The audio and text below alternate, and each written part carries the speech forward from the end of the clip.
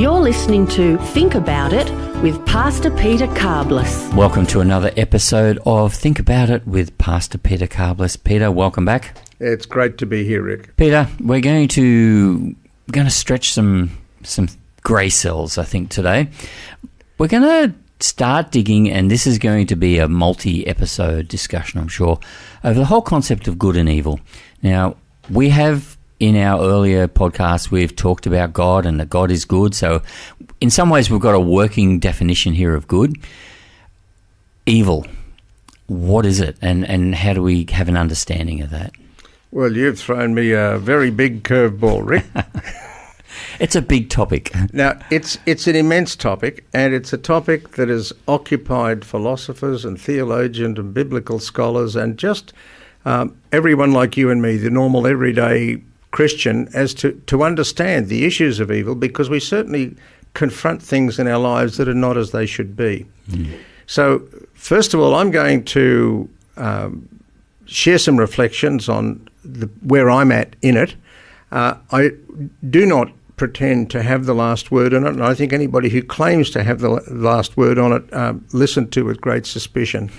But there are some key thoughts that I find extremely helpful and, interestingly enough, draw me closer to an appreciation of what you said was the earlier topic we did, the absolute, immutable and glorious goodness and unsullied goodness of God. As the hymn says, there is no shadow of turning in thee. Okay, so let's go to, we have the Lord's Prayer. Jesus laid that out as a bit of a framework of how we should interact with the Father in prayer. And certainly in some translations of that, some gospel accounts of that, it finishes up with that, deliver us from evil. So there's an acknowledgement there, even from Jesus himself, that there's this thing called evil. But what does the word mean in that context? What was he actually saying? Well, I think that's a really good place to start. Deliver us from evil. Ponera. The Greek word there actually just is basically deliver me from that which is evil, and it doesn't define it. Mm-hmm. And when you realize that when you're dealing with something like the Lord's Prayer, which is a framework for prayer, and in its framework is almost poetic, you've got to realize that when poets form their poetry, they are often playing with words or putting in words that have dimensions of meaning that were intended to explore and contemplate on. So contemplating on the evil that I pray for the Lord to deliver me from, I've realized that it's got at least three dimensions, and I think this is a good starting point for us when we're dealing with the issue of evil. The three dimensions that I see, there's possibly more, but three that I focus on is, there's first of all, deliver me from the evil that is within myself. Lord, don't let my lusts, drives and ambitions take over me. Or to use the words of the Apostle John, Lord, deliver me from the lust of the eyes, the lust of the flesh and the pride of life. That's the evil which is within myself. So that's one way to consider evil, but that doesn't exhaust the concept of evil, because there's bad things that happen that don't originate with me or from within me. I might contribute to them, but they don't originate within me. And let's go on to a bigger scale. Evil that's in the world. And here we look at things like, well, what's happening in Gaza now? There's no doubt that what is happening to men, women and children on both sides of that horrific sequence of events falls beautifully within the category of evil. Lord, deliver me from that kind of violence and mayhem. And the same thing goes for what's happening in Ukraine. The same thing goes for what's happening in conflicts all over the world and happened in World War II and hopefully won't, but probably will happen in future conflicts. So Lord, deliver me from that evil, from the evil of famine, from the evil of flood, from the evil of tsunamis, from the evil of storms. Lord, deliver me. And so that's the second aspect of evil. And then the third aspect of it is when we consider what happened to Jesus in the wilderness. After his 40 days of fasting, Matthew chapter 4, it says the devil came to him, Satan, a spiritual being, a spiritual source, something not of the material world which has will and intent, came to him and offered him three temptations. Now, instead of going into the detail of the temptations, that itself is a beautiful story, and a lot can be learned from what Jesus won in overcoming those temptations. For our purposes today, it's sufficient for us to focus on the fact that there is actually a spiritual evil that contributes to the evil that's in the world, if you like, that tries to inflame the evil that is within me, right, and tries to inflame the evil that is in the world, and tries to turn this world into the kingdom of evil, or as the Bible speaks of it, the kingdom of darkness. Yeah, when you're talking those three categories, I mean, you could almost subdivide the second category there, the external evil, into two. There's the sort of man-caused things like war and such, and the non-man caused, if you like your natural disasters. Both clearly we can define as evil because they're evil in how they impact people, but you could sort of relate the personification of evil, the devil, that personality of evil stirs up those man-caused ones, whether they're within us or whether they're at like a national level, the war kind of thing. But there's also those sort of neutral evils, the things that just come from living in a fallen world. They're the result of being in that fallen world. Do you think that's a fair distinction? Yes, that second one's very interesting about the evil that is in the catastrophic nature of the world, right? It's a fascinating thing. There's a passage in Romans 8 that actually speaks of all creation. For the creation of itself, it says, waits with eager longing for the revealing of the sons of God because it's been reduced to futility. And reflecting on that, many have considered over the history of the church and biblical interpretation that in fact a lot of the chaos and the corruption and the things that are happening in the world that shouldn't happen are to a degree a consequence of the fall, that Adam and Eve's act of sin, or the human's act of sin, are not essentially private things, but we actually somehow or other rent the very fabric or tear the very fabric of the universe. And that's an interesting reflection. I've read a lot on that, but it's the kind of thing, if I got into it too much now, I think I'd be spinning everybody's brains. I think there's some merit in it. A lot of these things can be overstated, but there is some merit in the fact of these things. Like, for example, if you look, for example, at the issue of climate change, to what degree has human sinfulness contributed to the environmental catastrophes that we're now encountering? And there are those who argue strongly that, yes, human negligence, industrialisation, greed, the lust of the flesh, the lust of the eyes and the pride of life has driven us into the kind of world economy that we now have that is destructive of the environment. To what degree is this creation suffering because the sons of God are not behaving as the sons of God? Yeah, and there's obviously the other view, the extreme view toward that, but I think the truth probably lays somewhere in the middle. There are extremes on both sides. Yeah. Yes. Yeah, I think there's a contributing factor of humanity. Yeah, and but there's also, well, you could say even the fall is a contributing factor of humanity. If you go down that path of we're in a world that is running down because of the long-term effect of sin, generational. Yes. But yeah, and therefore, what is our responsibility to react to that? But that's probably not our conversation right now. Although clearly, there's a wealth of things to be talked about even in that context. Yes, and I think in all those things, we've got to make sure our conversations don't become inflamed. Yeah. And just for the sake of those who are listening, as far as I'm concerned about that, I think that the actions that we must take to reduce carbon emissions are extremely important because they are extremely prudent. I'm not convinced that carbon emissions are the only cause or the only threat to climate change. And sometimes I think they're histrionically overstated and sometimes I think they're understated, but either way I think we've got to act and act firmly. I mean, I usually bring it all back to God's given us this planet.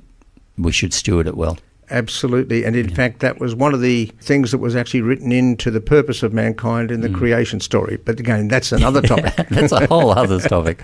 So, evil. So there's no doubt that evil exists. As you've talked about, there's these sort of nuances to how you would define the word evil there in the Lord's Prayer. Do we dive in now to the thing of where did it come from? Where did evil come from? Yes, there's been a lot of thoughts about that too, and a lot of beautiful, reverent thought. And you go through the history of it, and I'd say there are two main conceptions. One, I'll use a technical word now, one is called the privative conception of evil, and the other one is, if you like, the sovereign decree idea of evil. And these are, if you like, the two big thoughts that people within the Christian world have as to say, where did evil come from? Let's look at the sovereign decree idea. The sovereign decree idea starts with the idea that God is sovereign and nothing can exist without his say-so. And they say, well, okay, if that's the case, then if there is evil, then God must have created it.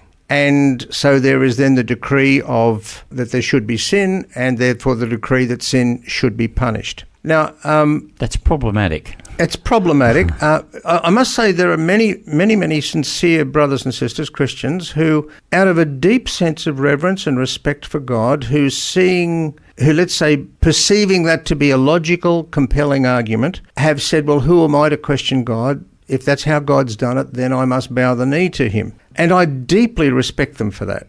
I deeply respect them for their respect. But I say to them, listen, guys, whilst I deeply respect your respect, I don't think you are completely logical. I'm more inclined to accept what's called the privative concept of evil. And the privative concept of evil is what was in fact taught in the early centuries of the church, and the way they understood evil in the scriptures, and particularly in things like the metaphors of light and darkness. And let me explain the privative concept of evil. And a good way to begin this, to illustrate this, is to play with the Greek word in the Bible that we most commonly translate sin.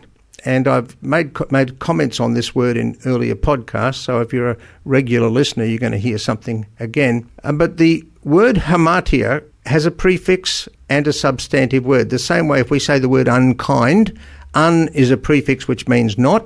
It negates what we're going to say, and kind is a really nice thing. I like it when people are kind to me. But unkind is not kind. Well, hamartia is basically unmartyr. It means not martyr. The ha in Greek is our English un. And martyr is kind of like, it's where we get the word martyr, and it's a word that roughly translates into the idea of what is a true witness or what should be. So what does hamartia mean? It means that which should not be. And so let's take a look at the well-known scripture. We'll keep illustrating this, where it says, for the wages of sin is death. The way to look at that is for the consequence of being caught in that which should not be is death, is fatal. The consequence of being caught in that which should not be is fatal. So that's a way of looking at that scripture. Now, there are those who will argue against that, but I think I can demonstrate that it's not an invalid way, and that the original language doesn't prohibit that way of thinking about it. So, hamartia, evil, that which is not. And evil is understood to be that which is turned away from the good. And the early fathers of the church taught this privative concept of evil in saying that evil was the absence of good. God created the world. God created everything. And if you go through the book of Genesis, first day, good, second day, good, third day, good, fourth day, good, sixth day, good unto the creation of man, and then it was very good, but none of it was bad. And taking that on face value, they said, well, God did not create evil. So where did evil come from? Well, that's where Genesis 3 has the story of the fall, where effectively mankind turned their back to God. They turned away from him. And in their turning away from God, they moved away from that which was good. And so the early fathers of the church would argue that evil had no substantive existence. It was the walking away from what is into what is not. And people say, oh, but that's a brain-twisting way of thinking about it. Well, the curious thing is we think in those categories all day, every day, without realising it. Every time you say, oh, it's cold, you're actually acknowledging something that has no substantive existence, because there's actually no such thing as cold. But there is a thing called heat, but the absence of heat makes us feel cold. There's no such thing as darkness. There's only light, but the absence of light is darkness. There's no such substantive thing called evil. Evil is the absence of good. And that's why in our earlier podcasts I would say that a way of understanding the way that human beings have fallen into the ways that shouldn't be is we've turned our back to the light and created a shadow which is actually only created by the light being occluded, which effectively gives the darkness of our shadow the appearance of actually being there, when in fact the shadow actually isn't something there, it's where the light is not. And we think our shadow is us. That's evil. I mean, in my simple terms, I'm going to say that while God did not create evil, he, by giving humanity free will, he created the opportunity for us to turn our backs on him and therefore move out of the goodness, and that's where evil is. Yes, and of course this then comes back to another area that is strongly discussed and disputed, is there such a thing as free will? And my argument is, of course there is such a thing as free will, because God is love and he created us to be beings that would reciprocate his love. And reciprocate means to return his love to him. But love isn't love if it's compelled. I think we've unpacked that one priorly, haven't we? Yes. In other podcasts we've talked about it's not love if it's not freely given. Exactly. And so therefore, for God to be loved and to create that which returns his love, he has to create the capacity in that organism or in that being, in that creation, to not love, because we have to be able to choose above ourselves. Peter, we might leave it there for this one. That's probably given people something to chew on. And I think as we said, there's a lot more we can unpack on this about good and evil, and how do we define that? Is how much of that is cultural? How much is the whole concept of, is there absolutes in all this? So there's a lot of places we can dig around with this one, but I think that's probably enough for today for people. So Pete, thank you for that. Really appreciate the conversation. Thank you, Rick. Think About It with Pastor Peter Carblis is a production of rema.cc.